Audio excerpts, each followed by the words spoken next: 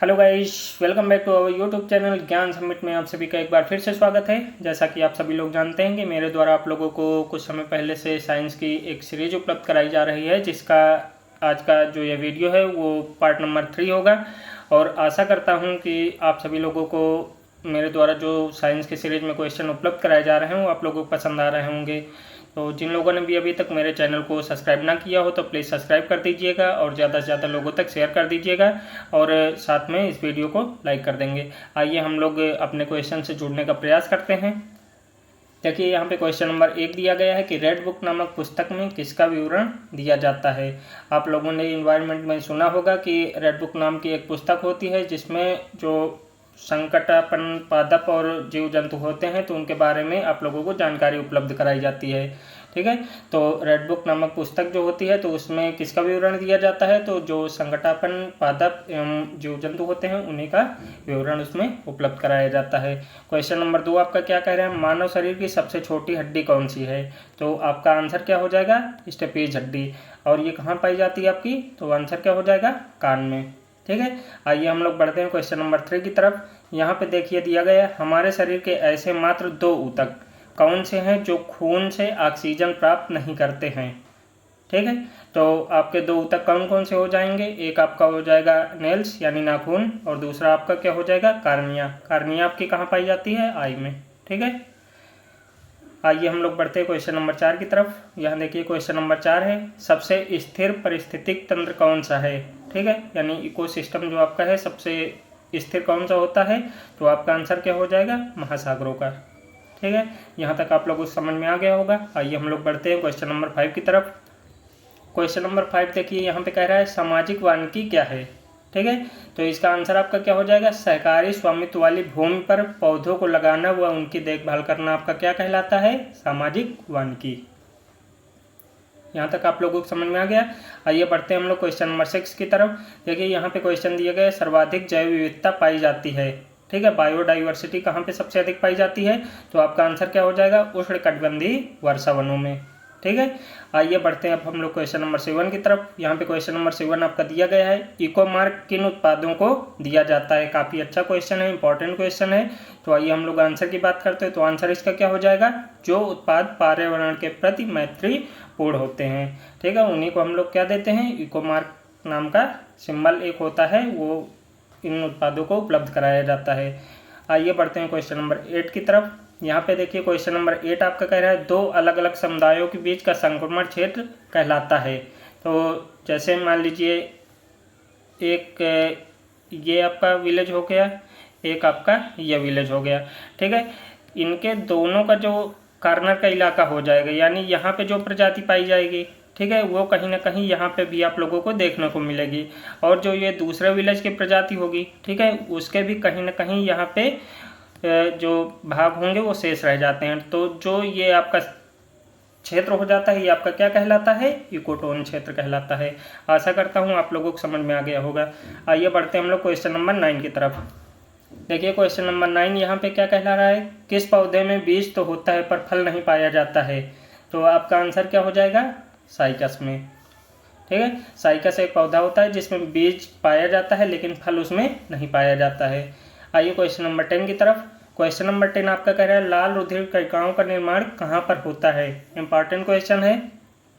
तो इसके आंसर की बात करते हैं तो आंसर आपका क्या हो जाएगा, अस्थि मज्जा।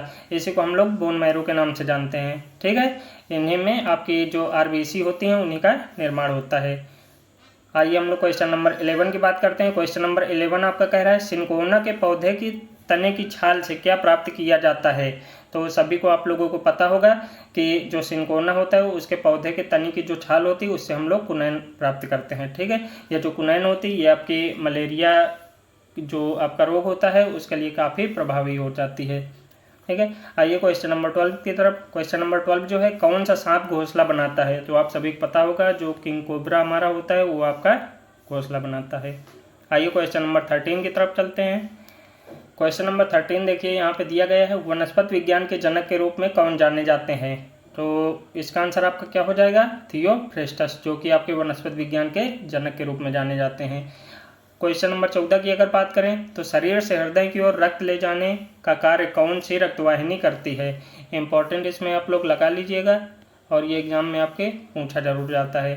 ठीक है, तो शरीर से हृदय की ओर की बात कर रहा है, रक्त ले जाने का कार्य। ठीक है, तो आपकी जो शिराएं होती हैं वही आपका शरीर से हृदय की ओर रक्त ले जाने का कार्य करती हैं। क्वेश्चन नंबर 15 आपका क्या है, हृदय से शरीर की ओर। देखिए यहाँ पे ऊपर आप लोगों ने पढ़ा शरीर से हृदय की ओर, और ये क्या कह रहा है, हृदय से शरीर की ओर। ठीक है, रक्त ले जाने का कार्य कौन सी रक्तवाहिनी करती है या वो क्या कहलाती है, तो आपकी कौन सी होती है, धमनी। ठीक है, आशा करता हूँ आप लोगों को समझ में आ गया होगा। आइए बढ़ते हैं क्वेश्चन नंबर 16 की तरफ। क्वेश्चन नंबर 16 आपका कह रहा है थर्मामीटर में पारे का प्रयोग किया जाता है, क्यों, क्योंकि वह ऊष्मा का सुचालक होता है। आइए बढ़ते हैं क्वेश्चन नंबर 17 की तरफ। क्वेश्चन नंबर 17 देखिए यहाँ पे दिया गया है, सिंचाई का सबसे अच्छा तरीका माना जाता है। तो आपकी जो ड्रिप करके ऐसे सिंचाई की जाती है खेतों में, ठीक है, तो वही जो सिंचाई होती है आपकी सबसे अच्छी मानी जाती है। इसमें पानी की जो बर्बादी होती है वो कम मात्रा में होती है, इसलिए ड्रिप सिंचाई सबसे अच्छी सिंचाई मानी जाती है। आइए क्वेश्चन नंबर 18 की बात करते हैं। तो क्वेश्चन नंबर 18 में हम मछलियों के हृदय में कितने प्रकोष्ठ होते हैं, तो आपका आंसर क्या हो जाएगा, 2 प्रकोष्ठ होते हैं। देखिए क्वेश्चन नंबर 19 आपका कह रहे हैं मानव रक्त का पीएच होता है, तो आपका आंसर क्या हो जाएगा, 7.4, और ये आपका क्या हो जाता है, क्षारीय। ठीक है, आइए बढ़ते हैं क्वेश्चन नंबर 20 की तरफ।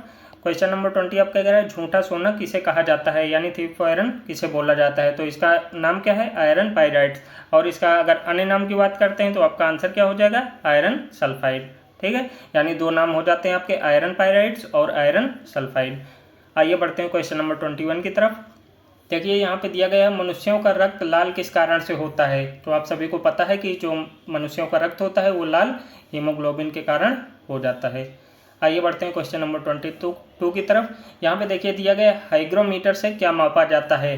ठीक है, हाइग्रोमीटर से आपका क्या मापा जाता है, आपेक्षिक, ये आर्द्रता आपकी हो जाती है। ठीक है, घनत्व हटा दीजिएगा यहाँ से, इसको इंग्लिश में हम लोग क्या बोलते हैं, रिलेटिव ह्यूमिडिटी। इसके बाद क्वेश्चन नंबर 23 की बात करते हैं। तो हाइड्रोमीटर से क्या मापा जाता है आपका, तो ये हो जाएगा आपका अपेक्षिक घनत्व यानी रिलेटिव डेंसिटी। ठीक है, दोनों क्वेश्चन अलग अलग हैं, एक हाइग्रोमीटर की बात कर रहा है, एक आपका हाइड्रोमीटर की बात कर रहा है। ठीक है, आशा करता हूँ आप लोगों को समझ में आ गया होगा।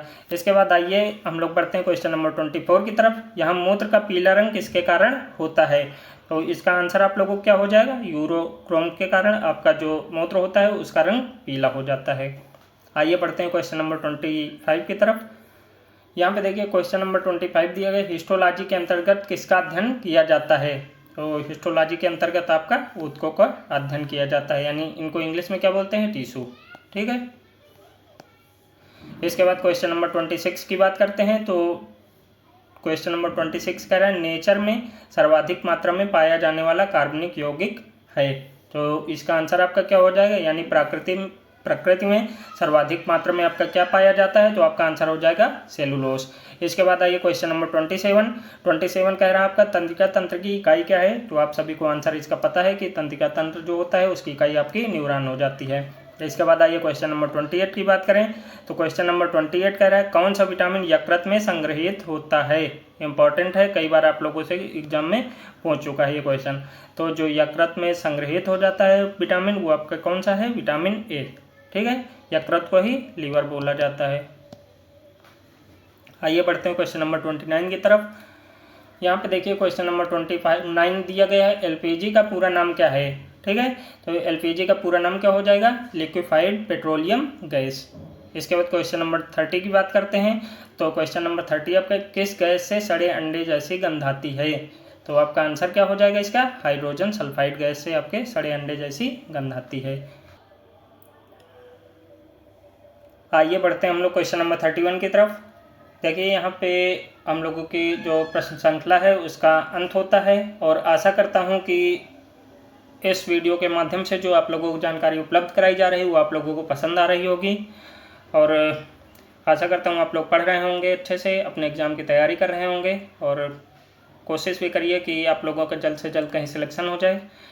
और श्रृंखला के अंत में आप लोगों से बोलना चाहूँगा कि जिन लोगों ने भी अभी तक मेरे चैनल को सब्सक्राइब ना किया हो प्लीज़ सब्सक्राइब कर लीजिएगा, ज़्यादा से ज़्यादा लोगों तक शेयर कर दीजिएगा और अंत में जाते जाते वीडियो को लाइक कर देंगे।